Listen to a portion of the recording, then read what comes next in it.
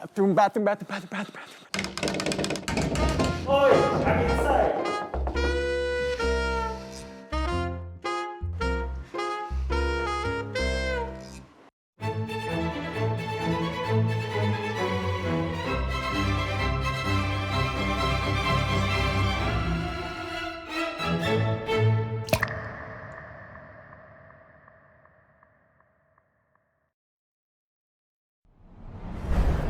Tonight on Let's Talk About Health, we answer the question, how long can you hold your pee?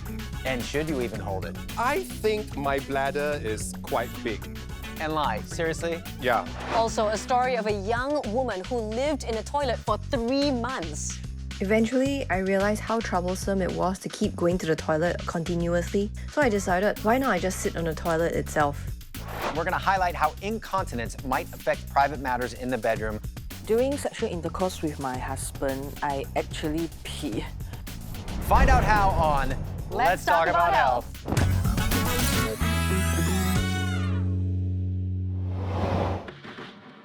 Good evening, everyone. Thank you so much for joining us. And you know what, Mike? I know this is the first time we're hosting a show together. Yes. But I'm gonna jump right into it. Are you guilty of holding your pee?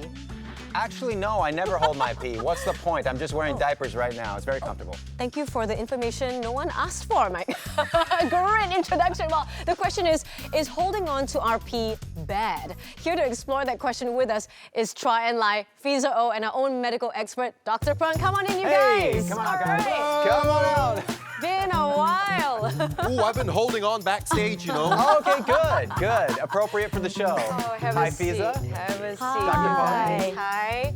Thank you so much for RSVPing to our session. Are we really doing that? We're getting it Are we going. really yes. doing that? Yes, we are. So, Fiza and Lai, do you guys ever hold your pee? Always. Whenever I go out and there's filming or meetings, I'll just not pee. How do you focus? Yeah. So before I leave the house, I'll pee, and then I'll just hold it in till I go back home. Yeah. I think it's a lot easier for guys. Yes. I love peeing. I whenever I need to pee, I just say I need to go and pee, and I will go and pee, even though I'm actually going to the vending machine to buy a snack.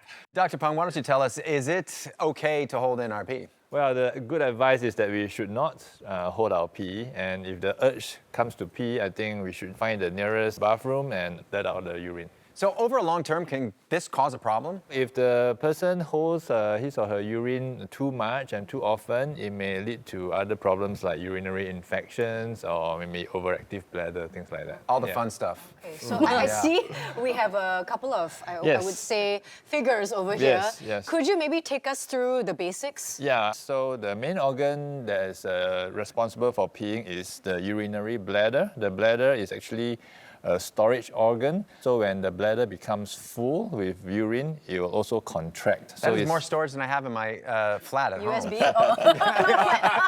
It's a USB thing. when the bladder is full, it will actually contract like a muscular bag and squeeze the urine out. So this is in the male. In the male, there's an additional organ called the prostate gland below the bladder and goes out that way. So in the female, the same thing, the bladder is here. In the female, there's no prostate gland below, so it goes down to the exterior that way. Okay, what's going to happen right now, guys? You see these beakers next to you, right? And one of it is a beaker with liquid. Disclaimer, it is not their actual pee. Just putting it out there. Putting it out there. That is Well, I swapped it just now. Oh, so that's don't what you were spill. doing. Don't Yeah, be careful with that. Okay, so what's going to happen is you pour into the empty beaker and stop whenever you think that is the maximum amount that your bladder can hold. Take it away! Oh, I see look the at the backsplash. colour. And Yeah, there's a lot of splash the going on sound. there. Yes, this person has not drunk any water whatsoever. Okay, I'm Yeah, so approaching a liter, this has been I a think. big night for Enlai and not so much for Fiza. But I think my bladder is quite big. Enlai, seriously? Yeah. No, Wait, there we you just go. emptied everything. Seriously? Yeah.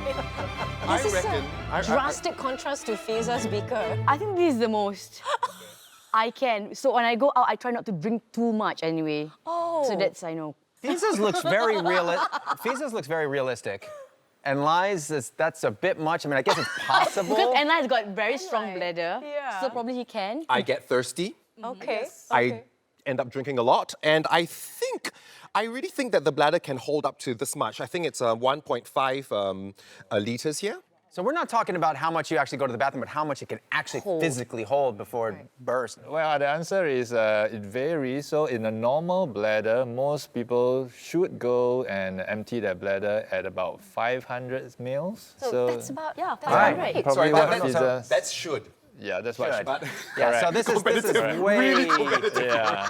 So, Dr. Peng, the two of them have put together a bladder diary, and over 24 hours they've been logging their pee. And so we're going to find out. Let's take a look at Fiza's first, and let's see your bladder diary, Fiza, and what it looks like. So I've calculated for her, she takes in about almost 2,500 mils of fluids. And then she produced about just over 2 liters of urine. So actually that's quite a good typical amount of fluid intake. Well done. Very urine volume. nice, very nice. Good job. A performer, a consummate performer. So You look scared. I'm really worried. I'm looks really so worried about my concerned at this assessment point, right now. yeah, so in addition, you also can tell that Fiza's bladder capacity, which we will know from the highest amount of urine volume produced, is 450 mils. Okay, you passed. You're good. My blood is All fine. good. Bladder. The starkest difference you can see here is that Enlai goes to the bathroom very often. And each time the volume is a much smaller volume in about as little as 10 mils and average about 100 mils or even 50 mils. So this goes to say that his urinary habit is a very frequent visitor to the bathroom with very small volumes. I always tell the truth, right? Yes? What does that mean, though? Yeah, what does it mean? Do I have a problem? Yeah, so obviously this may interrupt his lifestyle. Sometimes they cannot attend a meeting and complete a meeting without having to go to the bathroom, for example. So they actually see us for such problems. Okay, so and like on that note, I wanted to ask you, Dr. Peng, in this case, is holding our pee actually good for us to some extent? What we sometimes advise the patients is to actually train the bladder to defer the urge to pee, in other words, to hold their pee until it's really necessary to go, so that you don't really have to visit the bathroom every 15-30 minutes. So I should aim for about, what, 3 hours?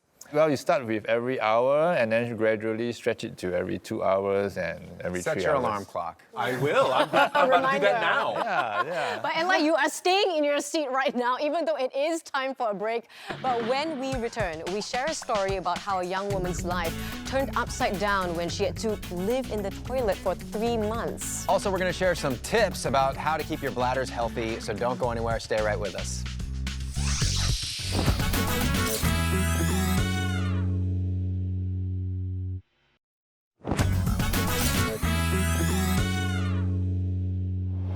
And welcome back to Let's Talk About Health. So right about now, we have a very special game that we call Celebrity Smackdown. That's right. Each person is going to get one question. They'll have 3 seconds only to answer it. And if they don't answer it correctly, they're going to get smacked down.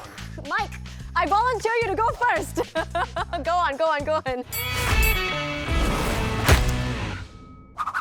Name 3 drinks that make you pee and go. Water, pea, and grape juice. What? Why is that wrong? You can drink your own pee. You can drink your own pee, can't you? But why would you? I don't know why you Why would you do want it by to. choice? Because I was just thinking right then of being stranded on a boat somewhere in the middle of the Pacific Ocean, and Right. what would I do? That's what went Okay. through my head just now. Multi-level thinking. Honestly, how people work under pressure, right? Yeah. Okay, so maybe you want to comment on that. Well, so pee is definitely not recommended as a beverage. But it's possible to drink it, is it? I mean, Yeah, perhaps in the desert, but pee actually contains lots of waste products and urea, for example, which is actually poisonous. So are there any specific type of beverages that'll make you pee more? Yes, definitely. These are what we call diuretic beverages. These chemicals in these beverages make you produce more urine, things like caffeine. So if you drink a lot of coffee, like 2 or 3 cups every day, so definitely you'll produce more urine in these cases. Right. Up next, we have Fiza. Okay, Okay. Fiza, your question is, name 3 colors of pee and go. Yellow, light yellow, orange.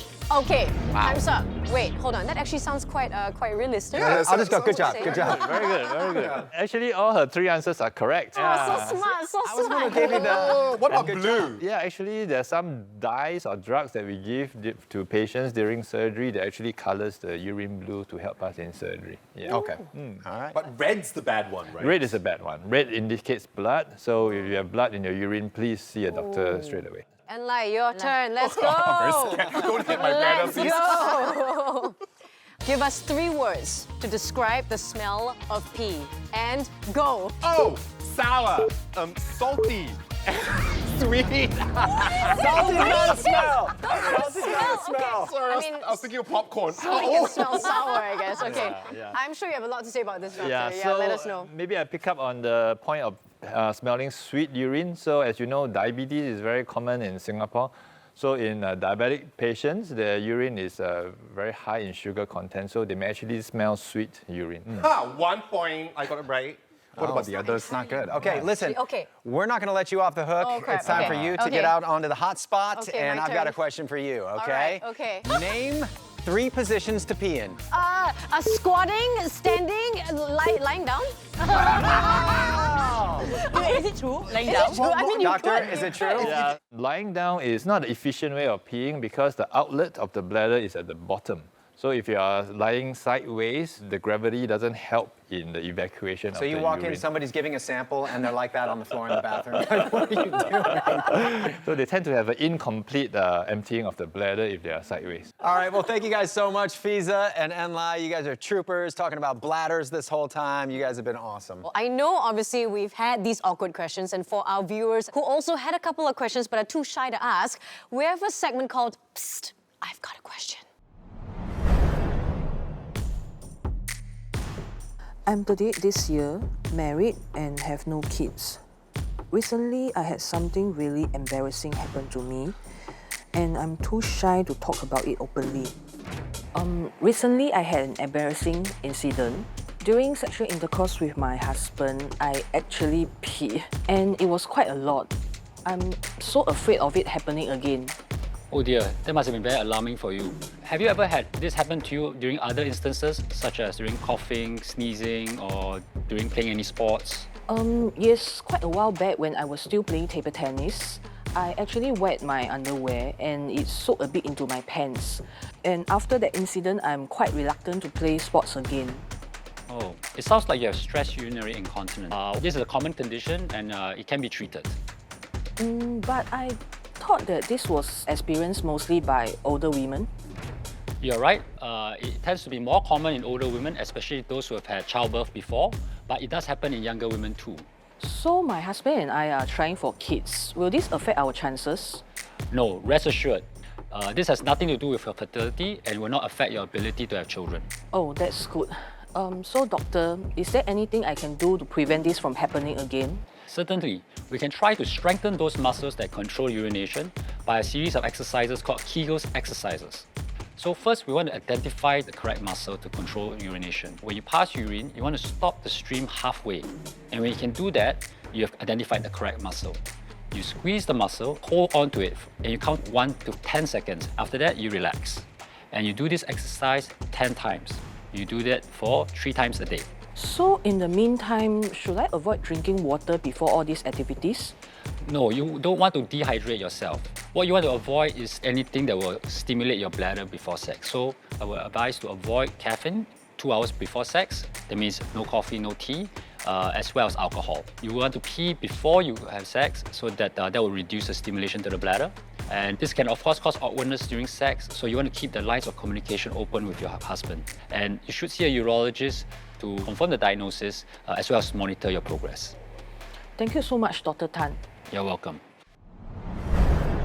Well, that is certainly fascinating, Dr. Peng. Maybe Dr. Peng can fill us in. What other types of incontinence are there aside from like stress, for example? Yeah, so that lady mentioned stress incontinence, so that's very common. The other very common form of incontinence is when the patient suffers leakage, when he or she feels the urge to pee. So I wanted to pick up on what you mentioned about the Kegel exercises as well. So I mean, I was always under the impression Kegel exercises are for something else, but you know what I mean? Yeah. But Right. Yeah. sometimes I can't take it seriously. Yeah, but okay. So can you fill us in about that? Like, how do we do these exercises? I mean, are you guys doing it right now? Because I am. So Oh my goodness! multitasking. You know, when I was watching yeah, when the graphics came on, I was looking for my Kegels and like trying to find them, and then like, oh yeah, there they are.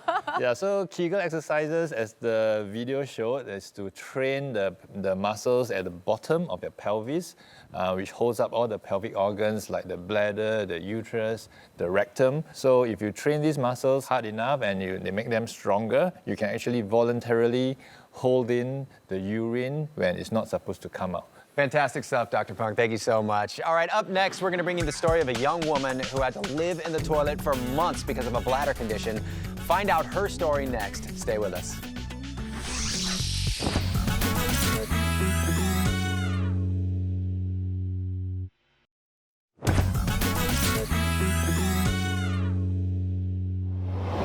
And welcome back to Let's Talk About Health. Now though, a story about a young woman and how her life turned upside down when she was diagnosed with an overactive bladder.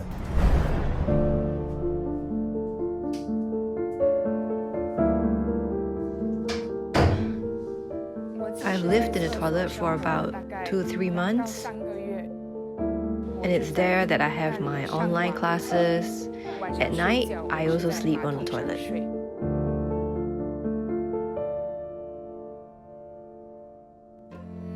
Hi everyone, I'm Yan Jiao, and I'm currently a university student. Just like any 20-year-old who enjoys shopping and the outdoors, Yin Chao would have never imagined that her life would forever change on Christmas Eve morning 2019. That morning, I suddenly found myself having to go to the restroom frequently, like every 10 to 20 minutes. I think that day alone, I went to the toilet about 50 times.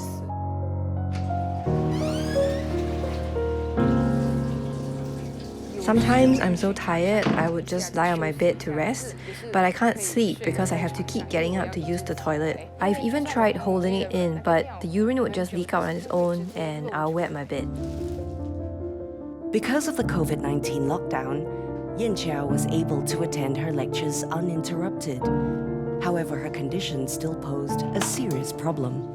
Imagine attending an online class and having to go back and forth between your desk and the toilet. I did that so many times to the point where I couldn't even pay attention in class at all. Eventually, I realized how troublesome it was to keep going to the toilet continuously, so I decided, why not I just sit on the toilet itself? There was one that was quite embarrassing. I was having an online class when the teacher suddenly told us to turn on our cameras.